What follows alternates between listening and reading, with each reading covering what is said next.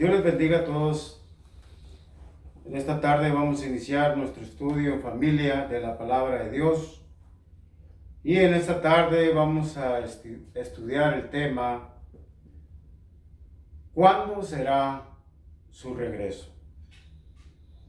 ¿Cuándo será el regreso del Señor? En Hechos capítulo 1, versículo 6 en adelante, leemos así: en el nombre del Padre, del Hijo y del Espíritu Santo. Entonces los que se habían reunido le preguntaron diciendo: Señor, ¿restaurarás el reino a Israel en este tiempo? Y les dijo: no os toca a vosotros saber los tiempos o las sazones que el Padre puso en su sola potestad. Pero recibiréis poder cuando haya venido sobre vosotros el Espíritu Santo, y me seréis testigos en Jerusalén, en toda Judea, en Samaria y hasta lo último de la tierra. Y habiendo dicho estas cosas, viéndolo ellos, fue alzado y le recibió una nube que le ocultó de sus ojos. Versículo 10. Y estando ellos con los ojos puestos en el cielo, entre tanto que él se iba, he aquí se pusieron junto a ellos dos varones con vestiduras blancas, los cuales también les dijeron: varones galileos, ¿por qué estáis mirando al cielo? Este mismo Jesús que ha sido tomado de vosotros al cielo, así vendrá como le habéis visto ir al cielo. Bendito sea el nombre del Señor. Sin duda, el regreso del Señor es uno de los eventos más esperados por sus discípulos. Y hablo de los discípulos a través de todas las edades, de todos los tiempos. Y los primeros cristianos creían que sucedería en ese momento en sus vidas. Las tres mayores religiones mundiales esperan al Mesías. Los cristianos esperamos su regreso. Los judíos esperan la venida del Mesías. Y los musulmanes también esperan a su Mesías. Muchos han intentado ponerle fecha a este evento, pero han fallado. ¿Cuándo será la venida del Señor Jesucristo?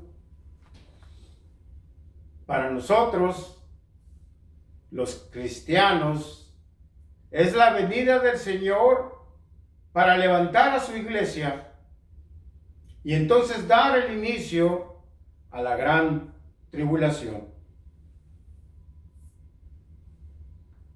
Para los cristianos de los días de Pablo, era un evento eminente que sucedería en cualquier momento, y muchos estaban esperando el regreso del Señor. José Smith, fundador del mormonismo, predijo la venida del Señor en el 1843, en el 44, pero sus predicciones fallaron. Ellen White también predijo que en el 43 vendría el Señor y no sucedió. En el 44, en el 45, en el 1951 y en el 1856, pero nada sucedió como ella había predicho. Charles Taze Russell, testigo de Jehová y fundador de esa organización, tiene varias fechas fallidas en su récord. En el 1874, 1914, en el 15, en el 20, en el 25, en el 41, en el 75 y por último el 94.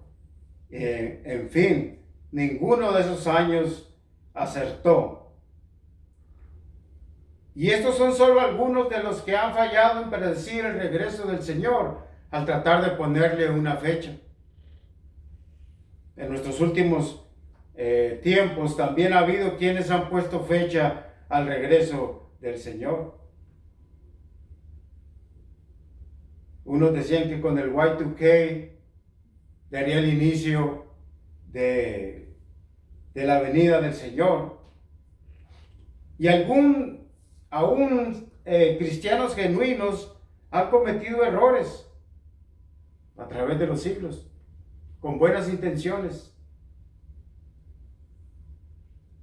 Pero no se puede poner fecha a la venida del Señor. Lo que sí podemos decir a través de las señales que el Señor nos da en su palabra es que si está cerca o no.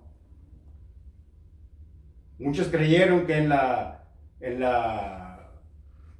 durante la peste bubónica iba a ser el regreso del Señor. Otros dijeron que en la peste del 1918, la gripe que mató casi a 50 millones de personas, era el inicio de la venida del Señor. Otros han dicho que en esta pandemia marca la venida del Señor. ¿Qué podemos decir? Los primeros cristianos pensaban que ellos serían la generación que vería el retorno del Señor Jesucristo. Y tanto lo creían que vendían sus casas y se unían con los discípulos del Señor, dejándolo todo pensando que ya no había tiempo para más. Por eso el apóstol Pablo tuvo que escribirles para darles calma con respecto a este tema. Y eso lo vamos a ver en segunda de Tesalonicenses, capítulo 2.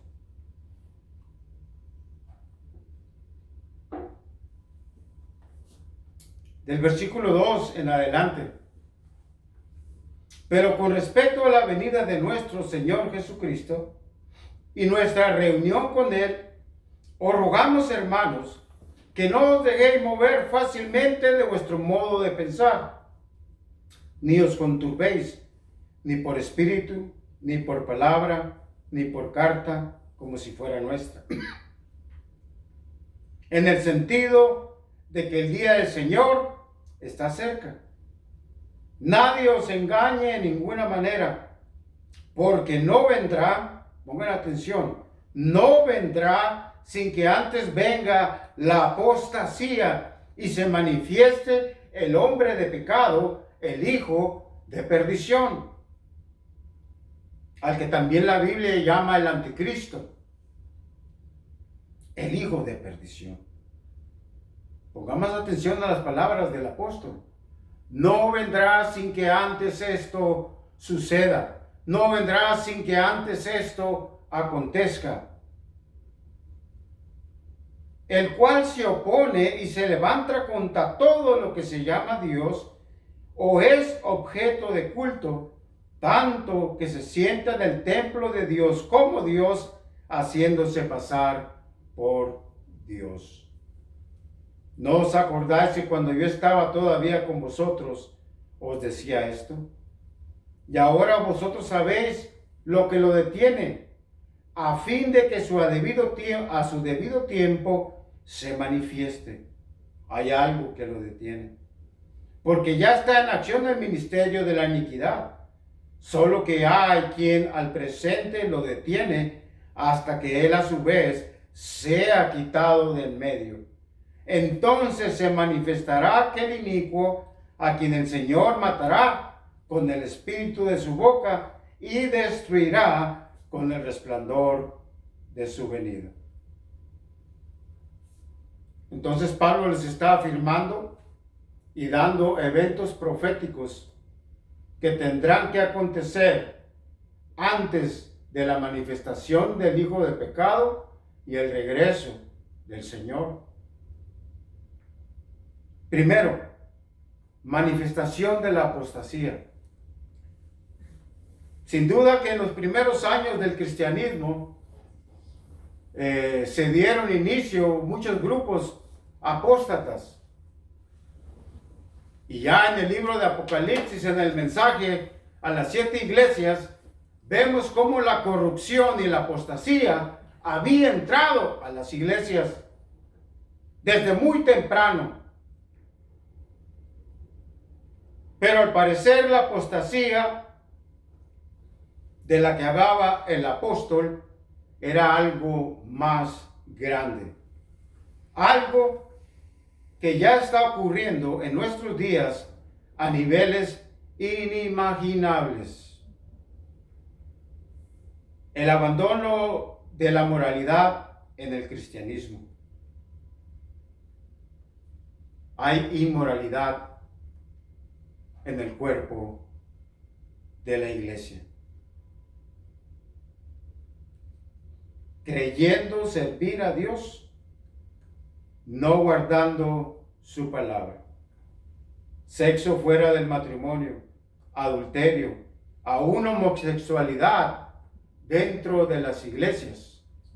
Cantantes cristianos que por toda la vida han cantado al Señor han dicho: siempre he sido homosexual. Brujería, doctrina de demonios dentro de la iglesia, amor al dinero, el egocentrismo, donde las personas están más preocupadas por su manera de verse, por sus cuerpos,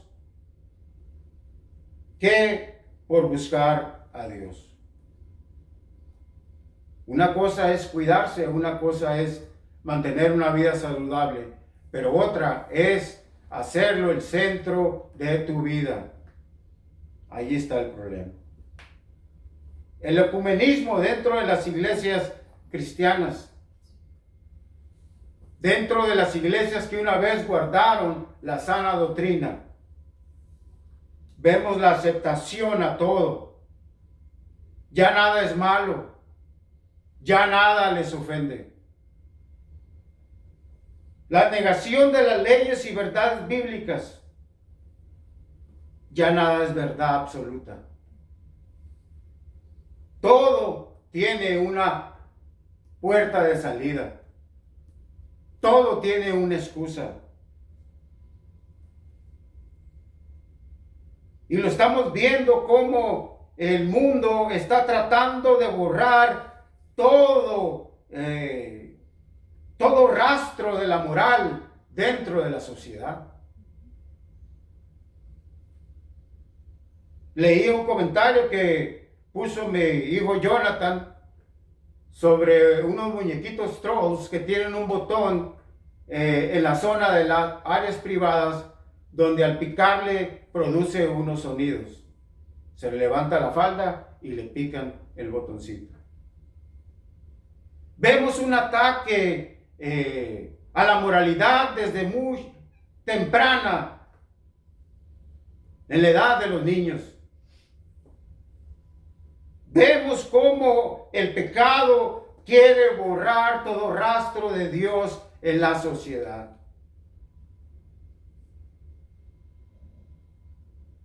Estamos viendo tiempos difíciles. Estamos viendo cómo la tolerancia al pecado le ha dado una puerta abierta para que se infiltre en nuestros hijos, en nuestras familias, en nuestros hogares, en nuestras mentes. El sensualismo está como un maremoto en las redes sociales. Jovencitas portándose como prostitutas en las redes sociales. Ya no necesitan pagarles para que lo hagan, sino que es una moda. Entonces, la mente del hombre se está llenando de la perversidad en vez de llenarse de la santidad de Dios.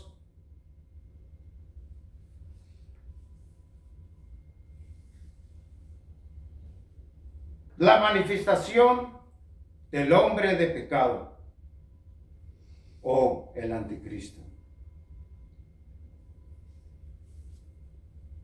Esto me dice que tal vez lleguemos a ver la manifestación de este hombre, no en su total poder, pero lo veremos ascendiendo,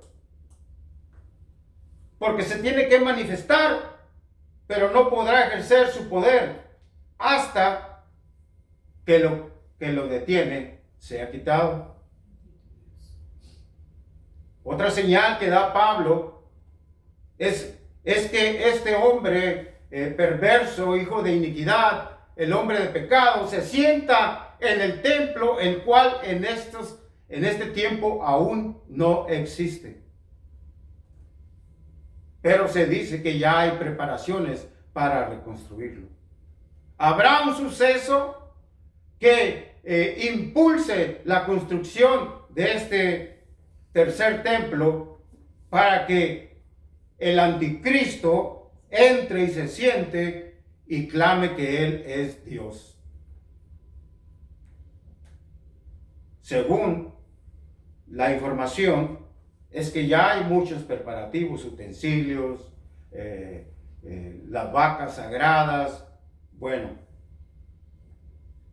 todo se está preparando, pero sabemos que hay un conflicto en el lugar para reconstruir el tercer templo, porque se dice que es la mezquita que está donde debía ir el tercer templo, donde estaba el templo. Entonces, de alguna manera, se va a iniciar la reconstrucción de este tercer templo, que es el lugar donde el anticristo o el hijo de iniquidad se siente y proclama y se proclame como Dios. Sabemos que esto puede suceder en muy corto tiempo. Con los avances que hay en la construcción, un edificio puede ser construido en meses, muy pronto. Vemos la preparación del nuevo orden mundial, donde todo el mundo será controlado y nadie podrá comprar ni vender si no tiene la marca de la bestia o el número de su nombre. Y en esto podemos especular o opinar. Muchos creemos que será un microchip implantado en la mano derecha o en la frente, lo cual ya se ha hecho a niveles experimentales. Ya hay miles de personas con este microchip implantado en la mano. No sabemos, pero por ahí va. Ya la tecnología está desarrollada para que el mundo pueda ser controlado o el mundo pueda ser sellado con esta marca del anticristo. Sabemos que hay poderosas computadoras que pueden lograr que todo esto suceda. Apocalipsis 13:16 habla de este gobierno que ejercerá el anticristo sobre el mundo. Apocalipsis 13:16, y hacía que a todos, pequeños y grandes, ricos y pobres, libres y esclavos, se les pusiese una marca en la mano derecha o en la frente, porque sabemos que hay personas incapacitadas en su mano derecha que recibirán su marca en la frente, y que ninguno pudiese comprar ni vender, sino el que tuviese la marca o el nombre de la bestia o el número de su nombre. Ya se escucha el deseo de implantar este chip a nivel mundial. El magnate Bill Gates expresó ese deseo y seguro que tiene inversiones en ese programa para desarrollarlo y que toda la humanidad pueda recibir este microchip, que será presentado como una solución para muchos problemas. Porque dice Apocalipsis 13:16 que esto reemplazará el efectivo o la manera de hacer transacciones.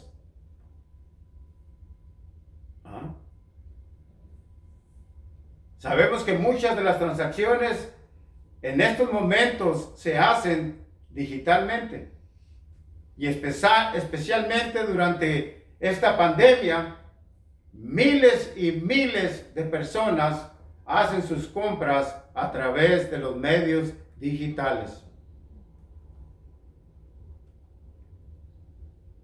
Eso le cayó bien al Jeff Bezos, a FedEx, UPS y todas las compañías que se encargan de llevar paquetería.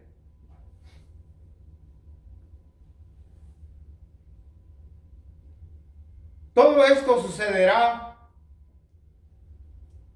para que entonces se manifieste el hombre de pecado. Es por eso que es importante el mensaje de la venida de Cristo por su iglesia. El mensaje que ha sido abandonado por muchas iglesias. Iglesias que rechazan la venida de Jesús por su iglesia o el levantamiento de la iglesia. Para que se manifieste el hombre de pecado, hay algo que le estorba. Y lo que le estorba es la iglesia. La iglesia, los creyentes, los verdaderos creyentes, no los falsos, no los cristianos a medias, los verdaderos creyentes, la iglesia de Cristo, la que se levanta en oración combatiendo a través de la oración el pecado. Los que predican con pasión y viven sus vidas con testimonio agradable a Dios. Esos que están haciendo la lucha al enemigo. No los que están aceptando el pecado dentro de sus iglesias. Bailes, matrimonios de hombres y mujeres con compañeros del mismo sexo. La ley de Dios está sobre todas las cosas. Para que todo esto acontezca, para que el glorioso evento que Cristo prometió a los suyos, bendito es el Señor, aleluya. Pero es necesario que seamos fieles al Señor. Y no olvidemos que hoy puede venir Jesús por su iglesia. ¿Estamos preparados? ¿O somos del grupo que se va a quedar a conocer al anticristo y ser perseguido por él? Porque lamentablemente muchos viven como que Cristo nunca va a venir. Pero si no ha venido es porque Él es grande en misericordia. Él no retarda su venida. Que Él no quiere que nadie se pierda, sino que todos procedan al arrepentimiento.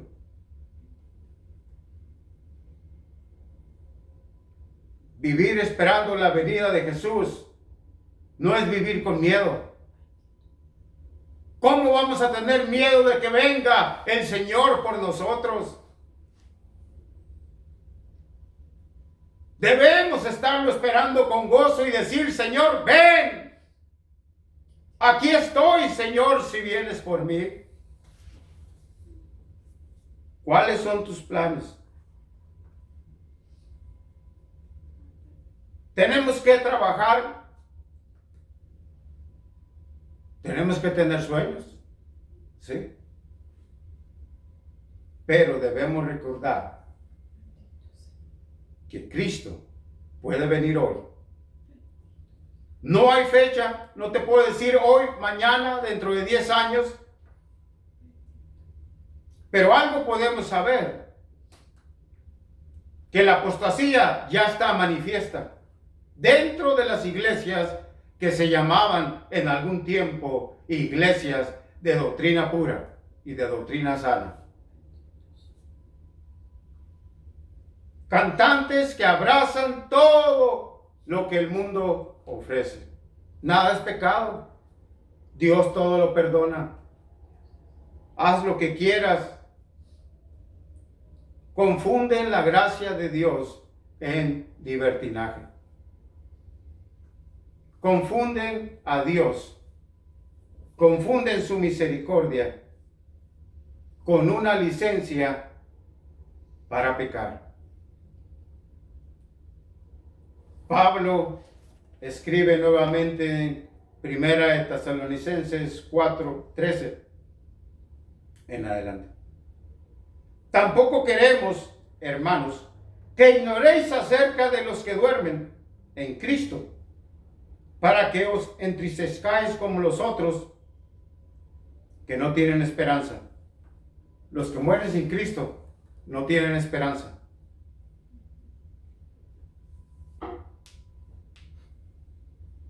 No hay nada de que están en un mejor lugar. No. Si murieron sin Cristo, no están en un mejor lugar. Es doloroso, pero es la verdad. Y la verdad es más importante que una mentira para calmar el dolor. No.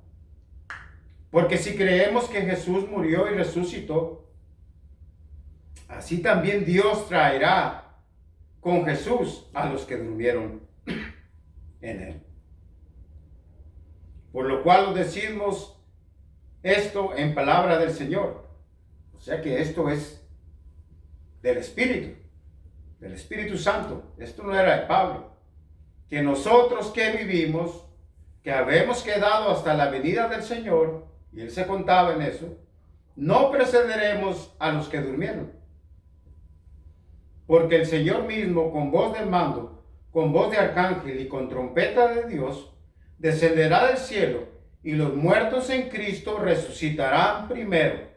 No todos los muertos en Cristo, los que murieron creyendo en él. Luego nosotros, los que vivimos, los que hayamos quedado, seremos arrebatados juntamente con ellos en las nubes para recibir al Señor en el aire, y allí estaremos siempre con él. Esto dará inicio a las bodas del Cordero y dará inicio a la gran tribulación. Este es el evento que esperamos, la iglesia del Señor. Y debemos estar preparados. Y debemos pedirle a Dios y al Espíritu Santo pasión para poder ser testigos de Él. Y poder predicarle a otros el amor de Cristo. Muchos han dejado la labor de evangelismo. Y no estoy hablando de salir a las calles y pararte en la esquina, pero que puedas compartir el amor de Dios con el compañero de trabajo, con el amigo. Que cuando haya una oportunidad, tú puedas presentar el amor del Señor y el plan de salvación que tiene Dios para los seres humanos. Cristo viene pronto. El mundo ha caído en una corrupción tremenda. El crimen organizado ha tomado niveles que yo creo que solamente en las películas medievales se podía creer que existieran. Donde el crimen organizado gobierna pueblos y naciones bajo el yugo de sus armas. Creía el reportaje de una prisión aquí en Monterrey, Nuevo León, que estaba gobernada por los Zetas. Tenían bares, jacuzzis, fiestas, de todo. Y tenían también un templo dedicado a la muerte. Ya no le quiero decir ni la Santa Muerte, porque eso es un demonio. Ellos adoran a los demonios para tomar fuerza. Y lo han logrado. Lo han logrado. Tienen poder, tienen fuerza. Pero sus almas van directo al infierno. Y el Señor dijo: ¿de qué le servirá al hombre ganarse todo el mundo y perder su alma?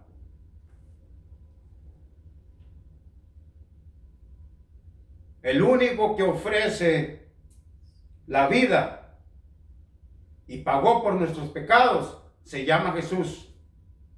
Solo Jesús es digno de toda honra y de toda gloria.